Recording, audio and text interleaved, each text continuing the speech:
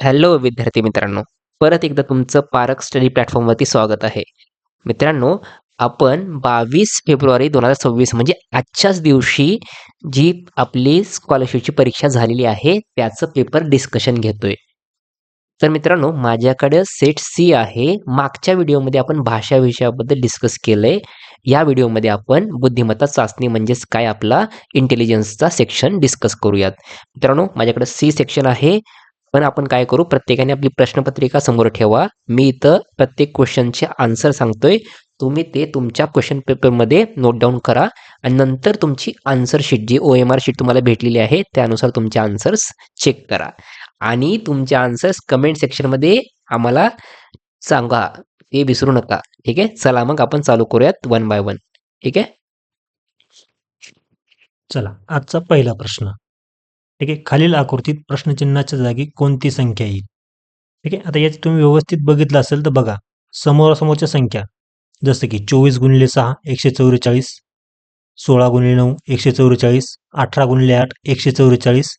तर कोणती संख्याला गुणाकार केला 4 तर 144 येईल? तर ते येईल 36. Option number 1. ठीक आहे. तसं पुढचा प्रश्न. पुढच्या प्रश्नात बघा, गटाशी जुळणारं पद निवडायचं आपल्याला.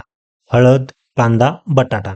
ठीक आहे. त्यात ऑप्शन दिलेले आपल्याला गाजर, बीट, मुळा आणि आलं. तर याचं उत्तर येतं आलं. ठीक आहे. चलो पुढचा प्रश्न.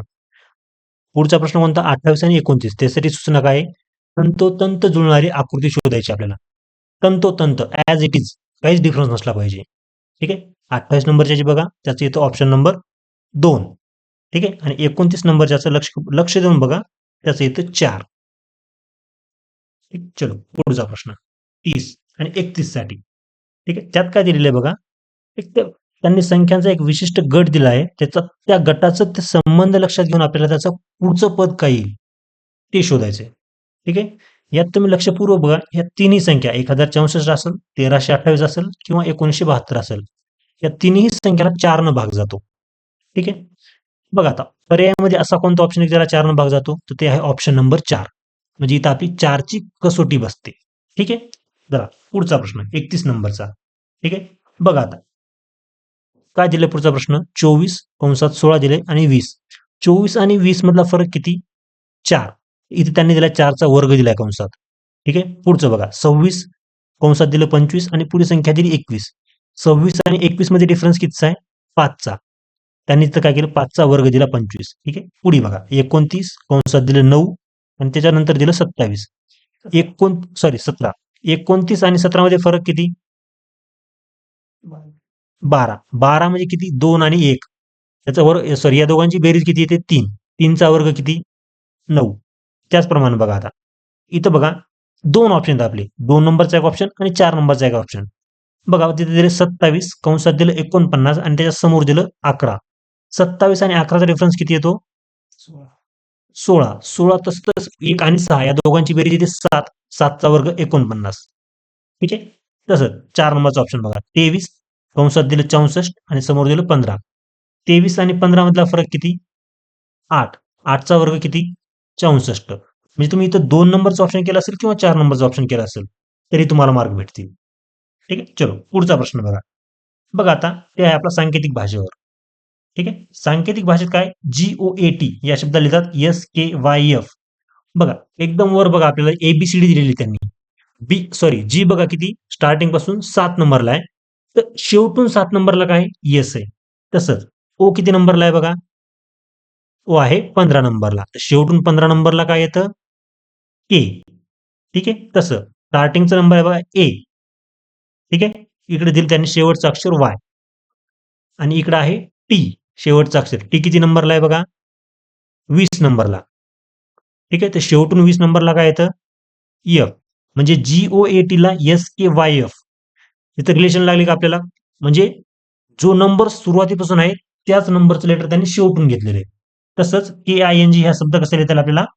OQLS. ठीक आहे. पुढचा प्रश्न बघा. बघा एका सांकेतिक भाषेत 2 × 3 ला 31 लिहितात आणि 3 × 4 ला 73 लिहितात. म्हणजे त्यांनी काय केलंय बघा, 2चा वर्ग केला 4. ठीक आहे. इथं गुणाकार नाही घेतला त्यांनी. त्यांनी केली तर बेरीज आणि घेतला पुढे 3चा घन. 27 + 4 31. सेम ॲज इट इज पुढचं बघा. त्यांनी 3चा वर्ग घेतला प्लस त्यांनी घेतला 4चा घन. 64 + 9 73. सेम वेनं 4चा वर्ग प्लस 5चा घन. आपलं उत्तर येईल 141. ठीक आहे. बघा आता त्यांनी आपल्याला इथं काही अक्षर दिलेले आहेत आणि त्या अक्षराला त्यांनी सिम्बॉल दिलेले आहेत. ठीक आहे. तर त्याचा वापर करून आपल्याला कर्वथ हा शब्द कसा लिहिता येईल ते काढायचं आहे. ठीक आहे. तर याचा ऑप्शन आहे 3. ठीक आहे.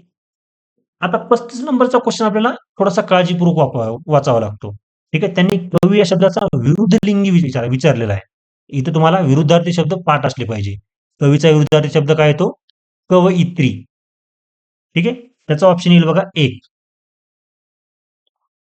ठीक आहे. आता पुढचा प्रश्न आहे आपल्याला, आपण काय कराल म्हणजे चांगल्या सवयीचा. ठीक आहे. तुमच्या परिसरात तुम्हाला कचरा साचलेला दिसला तर आपण काय कराल? नो डाऊट मित्रांना एकत्र करून आपण कचरा उचलून त्याची योग्य विल्हेवाट लावू. ठीक आहे. बघा आता पुढचा प्रश्न 37 आणि 38. त्यासाठी काय केलं त्यांनी? एक आकृत्यांचा विशिष्ट गट तयार होतो म्हणून दिलेले आहे. ठीक आहे. बघा पहिली आकृती बघा पहिल्या ह्याच्यातली, त्याला त्यांनी काही नाही सरळ 180 डिग्री म्हणजे 180 अंशात फिरवलेलं आहे. ठीक आहे. दुसरी आकृती आली तसं आपल्याला तिसऱ्या आकृतीला 180 अंशामध्ये फिरवायचंय. काय येईल? Option number 3. ठीक आहे. बघा 38 नंबरचा क्वेश्चन एकदम इझी. तुम्ही त्याचा 1 नंबरचा ऑप्शन सोडून कोणता जरी पर्याय लावला असेल तरी तुम्हाला उत्तर भेटून जाईल. म्हणजे काय बघा E, X X, H H, तसं I I, M M, N N कोणतंही लावा तुम्हाला मार्क भेटून जातील. ठीक आहे. याच्या पुढचा प्रश्न आरशातील प्रतिमा. लक्ष देऊन बघा. पहिल्या आकृतीला जर आपण आरशात बघितलं त्याचं उत्तर येतं 1 म्हणजे ऑप्शन नंबर 1 येतो. सेम वेनं 40 नंबरचा प्रश्न 75ला जर आपण आरशात बघितलं त्याचा ऑप्शन येतो बघा 2. ठीक आहे. चला पुढचा 41 आणि 42 साठी सूचना. इथं काय दिलं त्यांनी? पाण्यातली डायग्राम. ठीक आहे. बघा लक्षपूर्वक बघा.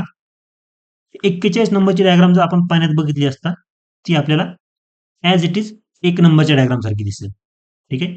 सेम येऊन 42 नंबरचा प्रश्न त्याला जर आपण पाण्यात बघितलं असता ते दिसेल ऑप्शन नंबर 3 सारखं. ठीक आहे. आता बघा 43 नंबरचा क्वेश्चन काय दिलेला बघा एकदा लक्षपूर्वक वाचा. वरील अक्षरमालेतील डावीकडून 7वं अक्षर म्हणजे जी. ठीक आहे. आणि उजवीकडून 8वं अक्षर म्हणजे आर. ठीक आहे. या दोघांच्या दरम्यान येणाऱ्या अक्षरांची निम्मे अक्षर म्हणजे या दोघांच्या मध्ये येतात बरोबर 10 अक्षर. तर 10ची निम्मे अक्षर म्हणजे 5. हे 5 अक्षर या 2 लेटर्स मध्ये कोणत्या ह्याच्या आहेत बघायचे आपल्याला. म्हणजे जे आणि ओच्या मध्ये 5 लेटर येतात का? आर आणि वायच्या मध्ये येतात का? ए आणि एफच्या मध्ये येतात का? एल आणि आरच्या मध्ये येतात? हे येतील एल आणि आरच्या मध्ये. म्हणजे आपला ऑप्शन नंबर 3. तसं 44 नंबरचा क्वेश्चन बघा. त्यात त्यांनी आपल्याला काही संख्या दिलेली आहे. त्यांनी विचारलं की संख्यामालेतील अशा किती संख्या आहेत ज्याला 3 ने निश्चेष भाग जातो. ठीक आहे. म्हणजे इथं 3ची कसोटी कामाला येते आपल्याला. ठीक आहे. म्हणजे ऑप्शन नंबर येईल 4. अशा 4 संख्या आहेत ज्या आपल्याला 3 न पूर्णपणे भाग जातो. ठीक आहे.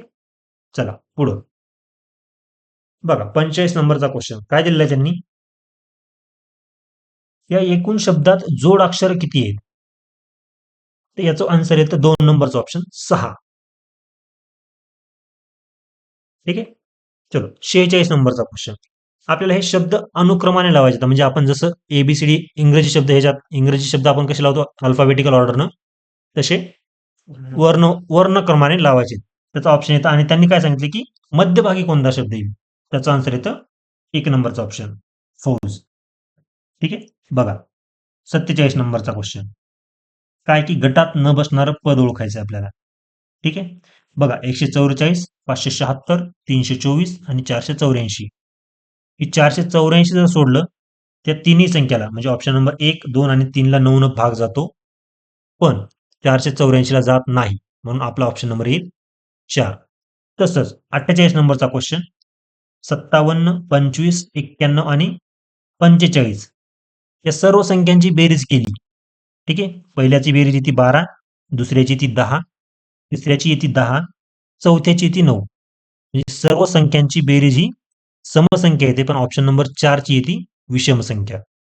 ठीक आहे. बघा 49 मध्ये कोबी, वांगी, मेथी आणि शेपू यात वांग जर सोडलं तर ह्या तिन्ही पालेभाज्या आहेत. वांग हे तर फळभाजी. ठीक आहे. त्याच्यामुळे आपला ऑप्शन नंबर 2 येईल. ठीक आहे. चलो 50 नंबरच्या क्वेश्चन मध्ये यात बघा चौकोन आहे त्याला 2 वे मध्ये डिवाइड केलं म्हणजे त्याचे 8 वेगवेगळे भाग केलेत आणि त्याचे 2च भाग रंगवलेले आहेत.